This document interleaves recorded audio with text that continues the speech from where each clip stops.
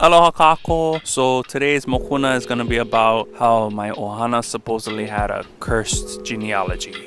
And the reason why I'm sharing this story with you guys is to provide you guys some context in regards to the man in the hallway story and why my ohana had such like a deep-seated fear of Hawaiian spirituality. And like most Kanaka Maoli or OEV or whichever term we want to refer to ourselves as, colonialism plays a huge part into why our people are extremely disconnected or have that negative connotation when it comes to anything close to Hawaiian spiritual practices.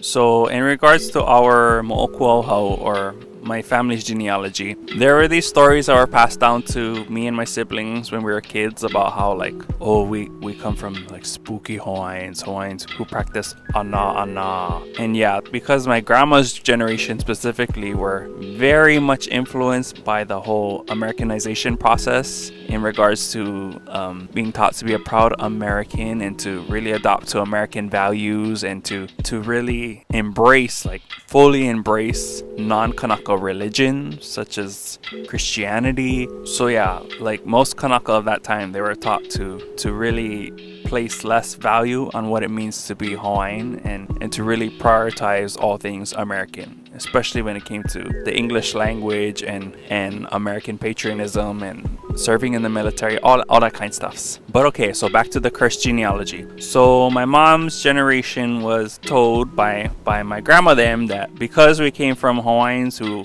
practice the spooky kind stuffs, we shouldn't ever look into our genealogy because those things were considered demonic and we don't want to even awaken any of those kind of things anymore. My grandma then felt it would be for the best interests of her keiki and I guess my generation that we just leave that stuff in the past. We don't talk about it. And it wasn't just like ana or sorcery as some refer to it as. It wasn't just ana that she was afraid of waking up. It was also anything having to do with hula pele because some of our kupuna were Pele practitioners, but because of the big shift in belief systems within the Hawaiian community as to supposedly taking on Christianity as their main source of faith, the elders in the family just felt that it would just be safer for us to just leave that kind of stuff in the past and to not talk about it because, you know, at one point in Hawaiian history, it was illegal to do things such as hula or to worship the Hawaiian gods or to practice any sort of Hawaiian spirituality.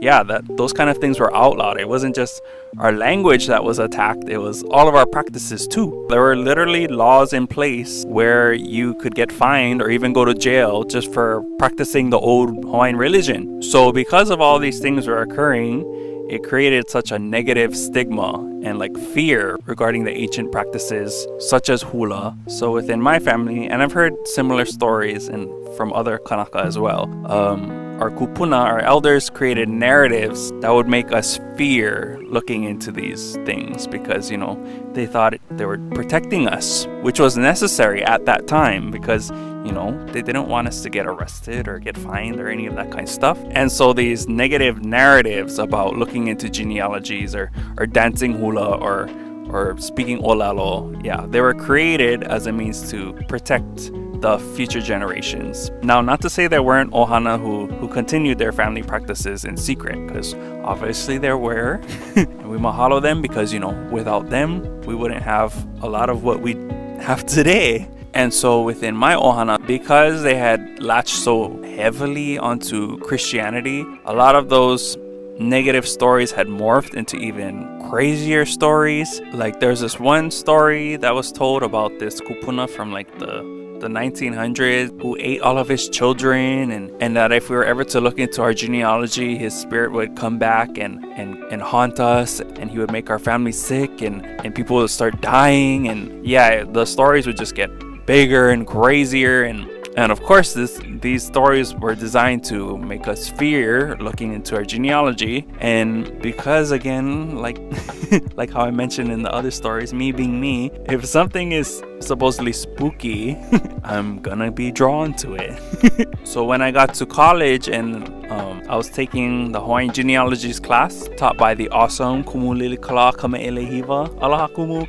I had announced it to my family, like, hey, so I'm gonna start looking into the genealogy. Like, yeah, I made my intentions clear. Because by then, like, I was set on like, yeah, I'm finally gonna try and tackle this. It had been calling at me for like a long time because, it was something I always thought that was interesting. But now that this class gave me the opportunity to actually start looking into it, I told my ohana, and the reactions were not good. In fact, I faced a lot of heat for even stating that I was going to look into the genealogy. Lots of negativity was thrown my way.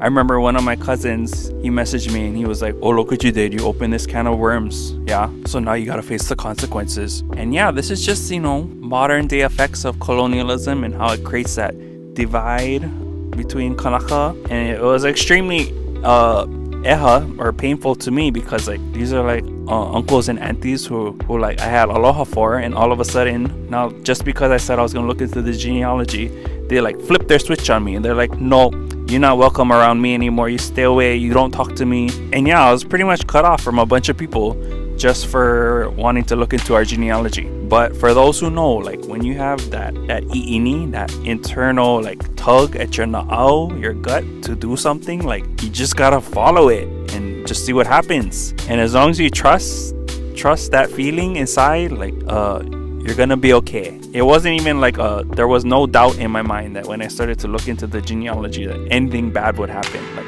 I trust that my kupuna aren't gonna come and harm me, and lo and behold, I was right. In fact, only good things have come my way since doing the genealogy. Doors have opened for me that I don't think would have opened if I didn't look into the genealogy. And I have to mahalo like people like Lili Kala Kama'elehiva for creating courses such as the Hawaiian Genealogies course at UH Manoa, because it grants Kanaka such as myself opportunities to dive deeper into our family histories and our narratives. And I'm pretty sure if it wasn't for that class, I don't know if I would have like really, I mean, I probably would have dived in at some point, but being able to do it as like a class project, that was pretty amazing, and it was cool. And I learned so much about the people I came from. I was able to disprove almost all of the negative stories that were taught to me as a child. In fact, there was one story about how one of our kupuna wasn't even Hawaiian, he was Russian. And then when I looked into that, I was like, no.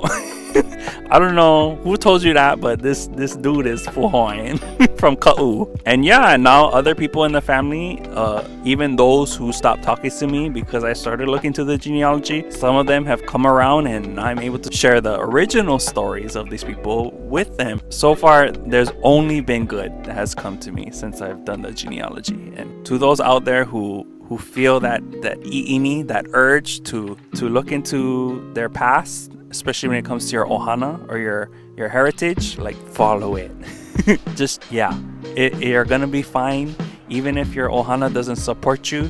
I mean, sometimes they might just be trying to look out for you and protect you, and there's nothing wrong with that, but just make sure to trust yourself. That's the main thing. As long as you follow your na'au and you know and you feel it's totally the right thing for you to do it. So with that being said, I'm gonna try and end this mokuna with a happy mele. It's a new song that I heard the other day. It's by Tori Kelly, and I'm just gonna sing a little clip of it because it's just a feel-good song, and I want a feel-good like ending to this mokuna because there is hope at the end of all the struggles. Especially when you know that you're doing the right thing, when you just feel it. And I forgot to mention, like, what does this mokuna have to do with the man in the hallway? Well, we're gonna come back to that in the next episode. But okay, here's the mele, and here comes some clouds. They're rolling in, so expect the lighting change. But see you guys in the next mokuna. Aloha. It was the perfect night. Kissing you was raining purple skies in my room, me and you. Ooh, I'm missing you.